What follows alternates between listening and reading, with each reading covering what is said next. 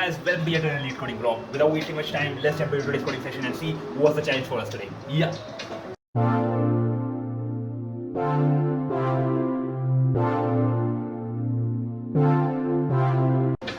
Hi guys, I'm back from my coding session और आज का जो क्वेश्चन था जी हाँ फिर से स्टैक से रिलेटेड बहुत स्टैक हो गया है यार मतलब तो आदत हो गई है हर टाइम क्वेश्चन आएगा बहुत हो गया है यार मतलब तो आज का जो क्वेश्चन है वो है validate stack sequences. So this is a medium tag question and I feel this question is bit something where मतलब इसको करने के लिए थोड़ा भेजा मेरे को लगता है खर्च करना पड़ेगा मतलब ऐसा क्वेश्चन था ये. Anyway I had already solve this question जब मैंने सबमिशन हिस्ट्री देखी जब सबमिट हो गया इट वाज ऑफ 2021. सो थोड़ा बहुत दिमाग में था कि कैसे करना है तो लाइक इट्स ईजी. क्वेश्चन में है क्या एक्चुअली मतलब चलो बात करते हैं मतलब ऐसा क्या है जो मैं बोल रहा हूँ कि इसमें सोचने की बहुत ज़रूरत है. देखो एक्चुअली चक्कर ये है ना जो ये क्वेश्चन है इसमें कुछ है नहीं. आपको दो एरे दिए गए हैं. वन से इसकी एरे के अंदर पुश कैसे किए गए हैं एलिमेंट, अदर से इसकी एलिमेंट पॉप कैसे हुए हैं.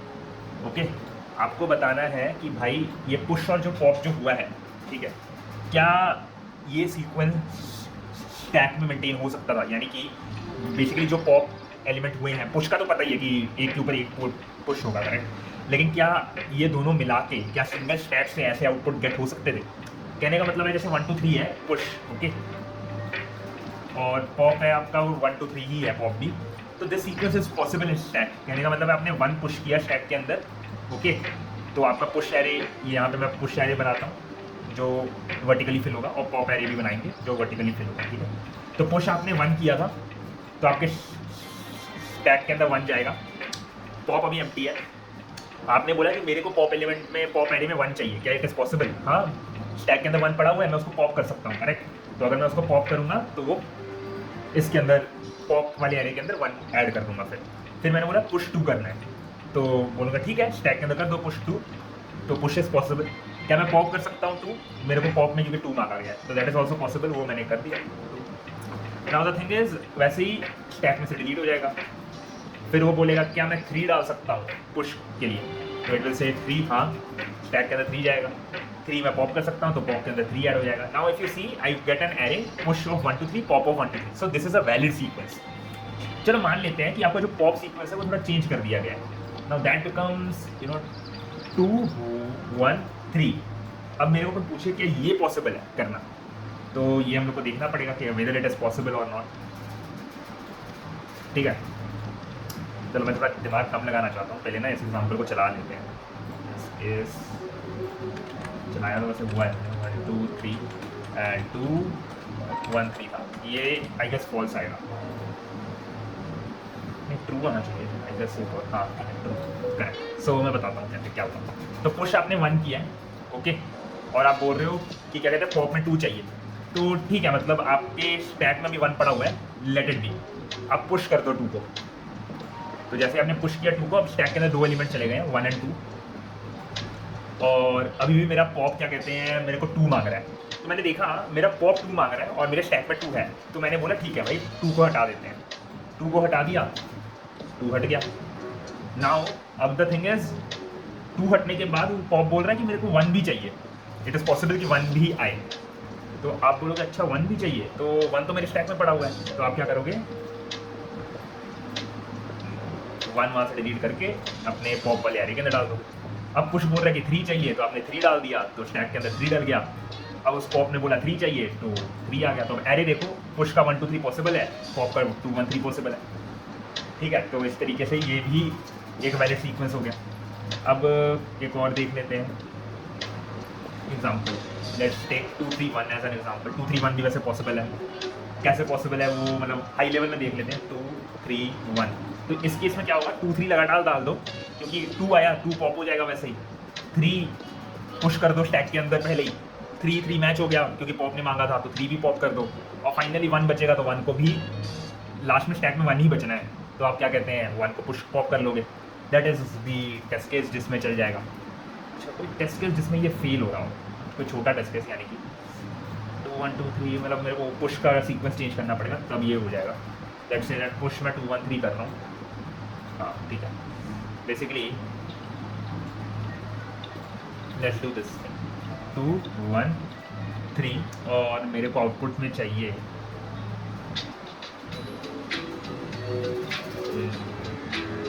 3 2 1. Let's see, this should is, मतलब I don't think it is possible. 2 1 3 and I am asking output as 3 2 1. Yep. 3 2 1. So if you run it, this should be false. Yep.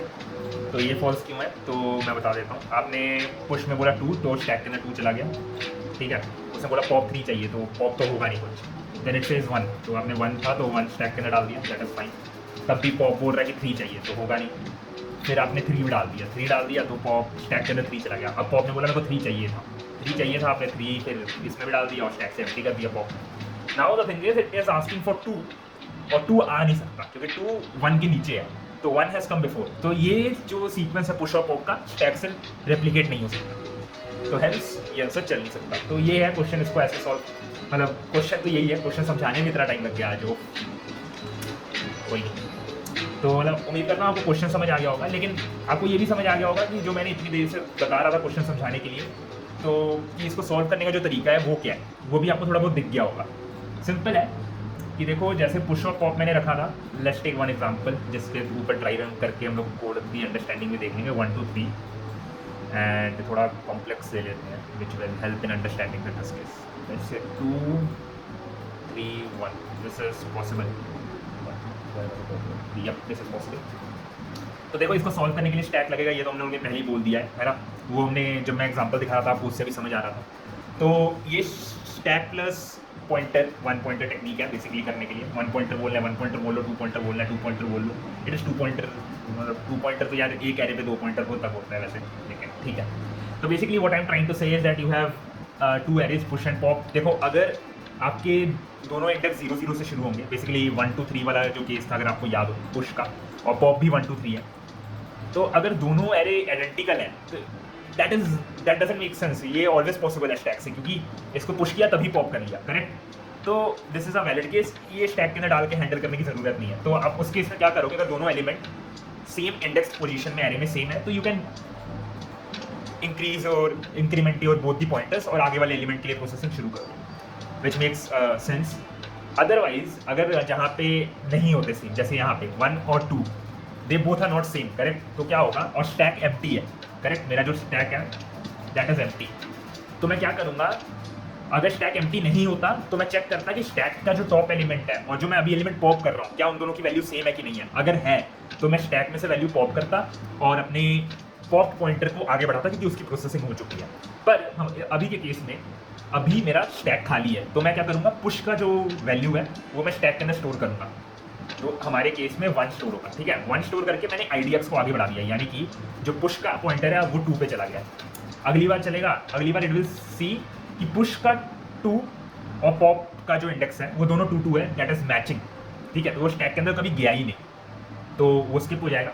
It will come to 3, correct. Pop का भी जो pointer है वो भी एक आगे बढ़ के 3 पे पहुंच जाएगा, पुश का भी जो एक पॉइंटर है वो आगे बढ़ के 3 पे पहुंच जाएगा. दोनों का इंडेक्स मैं क्या कहते हैं कंपेयर होंगे, जो एलिमेंट है पुश का आईडीएक्स और पॉप का जीडीएक्स, जब वो कंपेयर होगा it is 3 equal to 3, that is true. तो फिर से स्टैक के अंदर कोई एंट्री नहीं होगी और ये पूरा लूप खत्म हो जाएगा, क्योंकि लेस देन एम और लेस देन एन तक हमने चलाया था बेसिकली, है ना. तो हमारे जो पॉइंटर है वो कहीं क्या कहते हैं, ये तो मतलब एंड ही हो गया, ये तो आगे निकल चुका है, तो ये तो लूप, इसकी वजह से लूप टर्मिनेट हो गया. और ये जो पॉप का पॉइंटर है वो भी 1 पे है.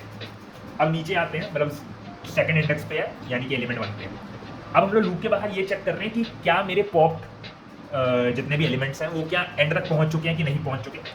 अगर नहीं पहुंचे और मेरा स्टैक एम्प्टी नहीं है, यानी कि स्टैक में एलिमेंट्स बचे हुए हैं, तो मैं चेक करूँगा कि स्टैक का टॉप एलिमेंट पॉप के बचे हुए इंडेक्स जिधर भी मेरा रुका हुआ था उधर से सेम है कि नहीं है. यानी कि हमारे केस में पॉप इंडेक्स जो था वो था एलिमेंट जो है वो 1 है और वो सेकंड इंडेक्स पे है.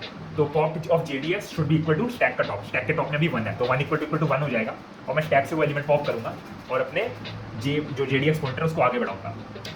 अदरवाइज अगर मैच नहीं करता है, एक भी एंट्री जहाँ पे आंसर मैच नहीं किया, तो मैं ब्रेक कर लूँगा, क्योंकि I know it is not going to match, क्योंकि इसका मतलब वो आंसर में पहुँचने के लिए एक इनवैलिड स्टेट आ चुका है. आइदर कोई एक एलिमेंट है जो पहले आ चुका है, मतलब वो जो आंसर आना चाहिए था वो बाद में आ रहा है, तो सीक्वेंस वोंट मैच, तो ब्रेक कर सकते हैं लूप से उसी समय। और एंड में मैं ये चेक कर रहा हूँ कि मेरे सारे पॉइंटर अगर एंड पे पहुंचे हुए हैं, यानी कि इंडेक्स भी एंड तक पहुंचा हुआ है, जीडीएक्स एंड तक पहुंचा हुआ है यानी कि एंड तक, और मेरा स्टैक भी एम्प्टी है, इट मीन्स कि अगर ये सारी कंडीशंस ट्रू हैं तो इसका मतलब ये जो सीक्वेंस है वो ट्रू है, वैलिड है। अदरवाइज इनमें से एक भी कंडीशन अगर फॉल्स हो जाती है तो दिस सीक्वेंस इज इनवैलिड, मतलब ये स्टैक से पॉसिबल नहीं है। हो, तो यही है क्वेश्चन और यही है इसका सोल्यूशन। एक बार आइटरेट कर लेते हैं। बेसिकली देखो, करना ये है कि आपको जो भी जिस भी एंट्री के लिए ऐसा लगे कि एनोमली है, मतलब मैच नहीं कर रहा पुश और पॉप इंडेक्स, आपको उसकी पुश वैल्यूज को स्टैक के अंदर मेंटेन कर लेना है। जहाँ पे आपका कभी भी कोई ऐसा एलिमेंट आया जो पॉप के साथ सेम हो रहा है स्टैक के टॉप के साथ, तब आप उसको पॉप आउट करने की कोशिश करोगे। और अगर ऐसे ही करने से लास्ट में सारे एलिमेंट स्टैक से पॉप हो जाते हैं तो फिर तो वेल एंड गुड है, अगर नहीं होते हैं तो इट इज़ इनकरेक्ट। तो फिर से एक बार सिंपल शब्दों में क्या कहते हैं, आपको कुछ करना नहीं है। आपको अगर पुश और पॉप इंडेक्स पुश और पॉप एलिमेंट सेम आ रहे हैं तो दोनों पॉइंटर्स को इंक्रीमेंट करके आगे बढ़ जाओ। अगर ऐसा केस है कि वहाँ पे कुछ मैच नहीं कर रहा है और आपका स्टैक यहाँ एम्प्टी है या फिर वैल्यू मैच नहीं कर रही है, तो आप पुश एलिमेंट को स्टैक के अंदर डाल दोगे, ताकि उसको कभी बाद में हम लोग, अगर वो एलिमेंट बाद में पॉप सीक्वेंस में आता है तो उसको हम लोग प्रोसेस कर सकें। तो उस हिसाब से चलेंगे। अगर कोई भी केस में पॉप एलिमेंट स्टैक के टॉप एलिमेंट से मैच करता है तो हम लोग स्टैक में से उस एलिमेंट को पॉप कर लेंगे और अपने पॉप पॉइंटर को आगे बढ़ा लेंगे। लास्ट में हम लोग को क्या करना है कि we have to only do one thing, that is हम लोग चेक करेंगे कि अगर स्टैक के अंदर अभी भी एलिमेंट बचे हुए हैं, अगर स्टैक के अंदर अभी भी एलिमेंट बचे हुए हैं तो हम लोग क्या कहते हैं, पॉप के इंडेक्सेस के साथ कंपेयर करेंगे। जो स्टैक का टॉप है वो पॉप एलिमेंट उस इंडेक्स के पॉप एलिमेंट के साथ मैच करना चाहिए। अगर मैच करता है तो हम लोग स्टैक से एलिमेंट को पॉप करेंगे और क्या कहते हैं, पॉप पॉइंटर को आगे बढ़ाएंगे। अगर ऐसे में एक भी केस ऐसा आता है जहाँ पे कंडीशन सेटिस्फाई नहीं होती है तो आप वहाँ पे इसको ब्रेक कर देंगे। और लास्ट में यही कंडीशन चेक करिए कि सारी कंडीशन ट्रू है कि नहीं है। अगर ट्रू है तो आप आंसर सही है, otherwise there is some incorrect answer, तो मतलब ये सीक्वेंस जो है वो इनकरेक्ट है या फिर वैलिड नहीं है, तो आप रिटर्न फॉल्स करोगे। तो दैट्स प्रीटी मच। आज के लिए बस इतना ही। उम्मीद करता हूँ आपको ये अच्छा लगा होगा। डू लाइक एंड सब्सक्राइब, और या मैं आपको कल मिलूँगा। या